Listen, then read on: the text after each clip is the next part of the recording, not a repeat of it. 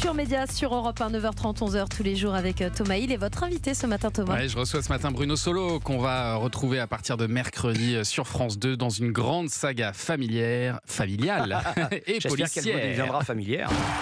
Je suis absolument certain qu'une bagnole l'a balancé dans le décor et qu'on l'a assassiné. Ce que je fais là, c'est une enquête parallèle. C'est complètement illégal. Si ça se sait, je serai obligé de vous tirer une balle dans le genou. Vous êtes un gros con en fait. Ouais, mais avec un putain de flair. Un vrai trophée. Décidément beaucoup d'insultes ce matin pour Bruno Solo. Tout cela, je te le donnerai. C'est un peu Dallas qui rencontre Colombo. C'est à la fois une grande saga familiale avec son lot de secrets et d'amour et en même temps une pure série policière. C'est ça qui est original, c'est le croisement des deux. C'est l'adaptation du best-seller d'une romancière espagnole qui s'appelle Dolores Redondo. Je ne sais pas si vous connaissiez d'ailleurs ce livre, Bruno Solo. Non, mais je connaissais Dolores Redondo. J'ai lu le livre après. Je voulais pas me laisser influencer parce que ça reste une adaptation. Ouais. Le livre fait 600 pages. Donc c'est un gros pavé. Il y a une adaptation qui est très bien faite d'ailleurs, mais une adaptation c'est aussi une trahison. Oui. Donc je ne voulais pas voir où justement les points de trahison de mon personnage, tout comme David Caminos qui joue donc Manuel Ortigoza, Ouais. ou Nicole Calfan, Aurélien Vic et Louise Monod pour ne citer que, ou Annie Gregorio.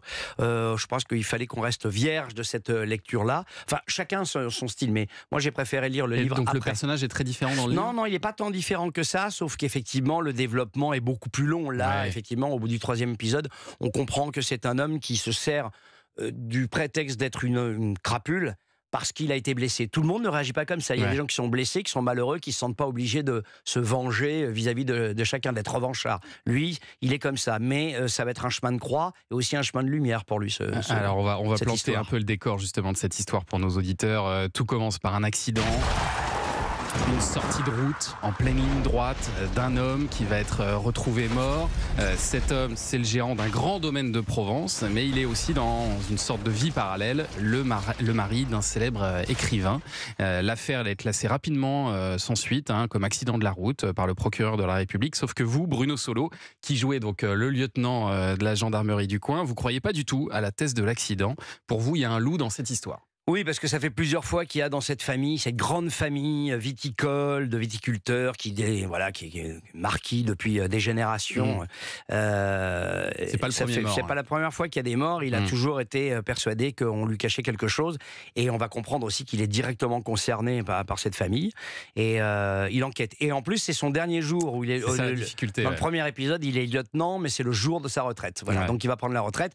Lieutenant dans la gendarmerie, à l'âge qu'il a, on sent que le type a été mis au placard. On sent que c'est un empêcheur de tourner en rond, que Votre c'est un chef est casse-pied. assez content que vous preniez votre retraite. Oui, tout le monde est content que je prenne la retraite. Je suis vraiment un type profondément antipathique. Et voilà. Et donc, lui, il va faire cette enquête en sous-marin et travailler avec un homme que tout les sépare, ces deux gars. Oui. L'autre est une sorte d'intellectuel, enfin pas une sorte, d'ailleurs, était un intellectuel, écrivain, homosexuel. Et moi, je suis un flic un peu rabougri, plutôt homophobe. Pas un homophobe idéologue, juste un type qui dit... Qui comprend pas que deux personnes du que deux hommes MSS puissent se s'aimer. marier. Ouais. Et qui va justement là aussi faire ce chemin. Mais ils vont devoir collaborer ensemble. Donc c'est la naissance d'une amitié improbable entre deux gars que tout sépare. C'est ça. Et je trouve que là aussi c'était plutôt très malin de faire en plus physiquement un contraste aussi fort entre Manuel Ortigoza, Oui. enfin David Caminos qui est immense, très grand, qui est une tige très élégante, très dandy comme ça, et moi un peu plus rablé, c'est le moins qu'on puisse dire, et qui fait 1m73 quand lui il en fait 1m90 quoi. Donc c'est assez drôle à l'image même. Et alors comment ça se passe quand on tourne une série policière comme ça, Bruno Solo? Est-ce qu'il y a des consultants de la police, de la gendarmerie qui vous aident un peu sur la justesse C'est sur du les texte? médecins légistes plutôt, surtout, Ouais. parce qu'il y a beaucoup de scènes avec la Sophie Catalini qui joue la médecin légiste, et elle, effectivement, elle était très aidée. Nous, non, on se fie à notre instinct du personnage, l'instinct qu'on a du personnage. Ouais. L'essentiel, c'est de se mettre totalement au service du personnage, et à partir de ce moment-là, je crois que ça n'a pas grande importance qu'on soit pas exactement dans les clous de. Oui, On l'est c'est jamais ça. quand on fait Ouais. un thriller. Il y a toujours un moment, où le romanesque l'emporte sur la vérité. Et puis après tout, c'est pas plus mal. Et puis on peut pas trop en dire pour pas divulgacher l'intrigue, mais, Ah oui, c'est le moins qu'on puisse dire, mais ouais. cette série c'est aussi l'occasion de traiter de vrais sujets de société. Oui, déjà l'acceptation nécessaire et légitime du mariage homosexuel, Ouais. qui reste un sujet pour certains, alors que c'est juste une avancée essentielle de notre société, que ça ne devrait plus être un sujet. Ça l'est encore pour certains, voilà.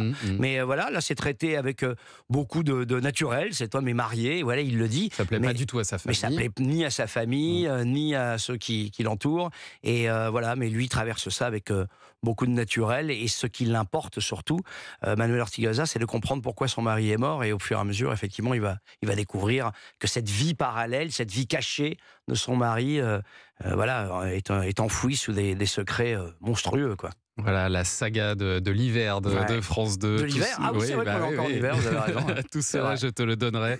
C'est à partir de mercredi, donc sur France 2 à 21h. 6 épisodes, voilà. Et réalisé par Nicolas Guichetou, qui était le réalisateur d'Engrenage. Ouais, très fort. Donc très qui a fort. vraiment un sens du rythme et voilà, et de l'intrigue qui est merveilleux. Restez avec nous, Bruno Solo. Dans un instant, sur Europe 1, le journal des médias de Julien Pichenet.